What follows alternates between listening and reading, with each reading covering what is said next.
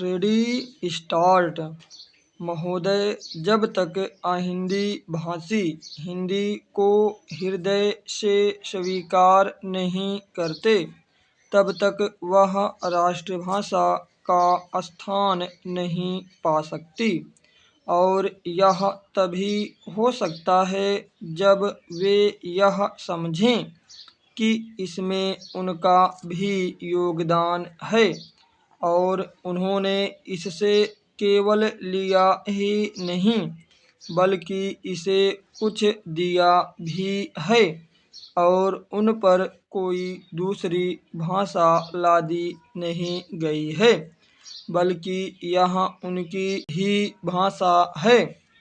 मेरे कहने का अर्थ यह नहीं कि आप उनकी ही व्याकरण अपना लें। इसका अर्थ यही है कि आप उदारतापूर्वक जितना ले सकते हैं ले लें। भाषा इसी प्रकार बन सकती है। यह भी आवश्यक नहीं है कि उसको स्वीकार करने पर आप वही लिखना आरंभ कर दें, परंतु जो वे लिखें उसको आप गलत न समझें।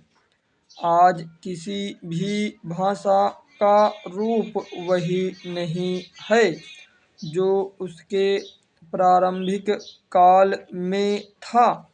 उसमें परिवर्तन होता रहता है। हिंदी के इतिहास में भी आपको यही बात मिलेगी।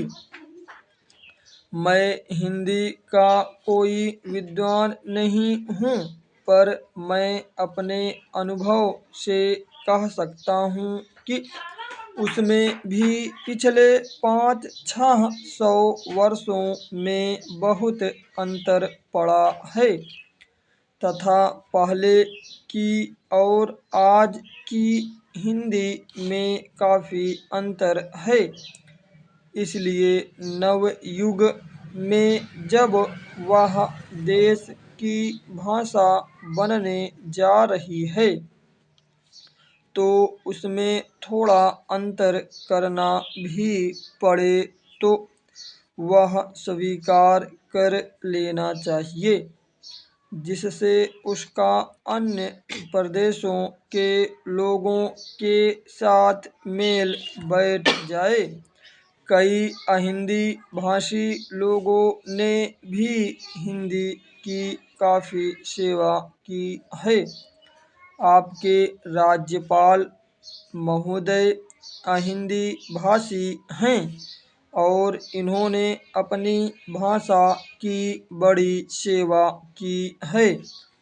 यह भी हिंदी के पक्ष में थे और इन्होंने बड़ा योगदान दिया, जिसके कारण हम संविधान सभा में सफल हो सके। इनका भी यही विचार है जो मेरा है। मैं चाहता हूँ कि इनको भी हिंदी की सेवा करने का अवसर दिया जाना चाहिए।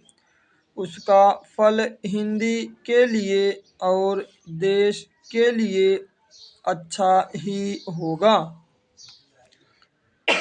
मानपत्र में आपने संस्कृत के संबंध में कहा है। मैं मानता हूँ कि हमारे देश में संस्कृत का अध्ययन आवश्यक है, क्योंकि देश की सभी भाषाओं का स्रोत वही भाषा है। संस्कृत से हमारा संबंध अटूट है। इसकी पढ़ाई लिखाई कम हो गई है। यह हमारे लिए दुख की बात है। मैं आशा करता हूँ कि इसकी उन्नति होगी। स्टॉप।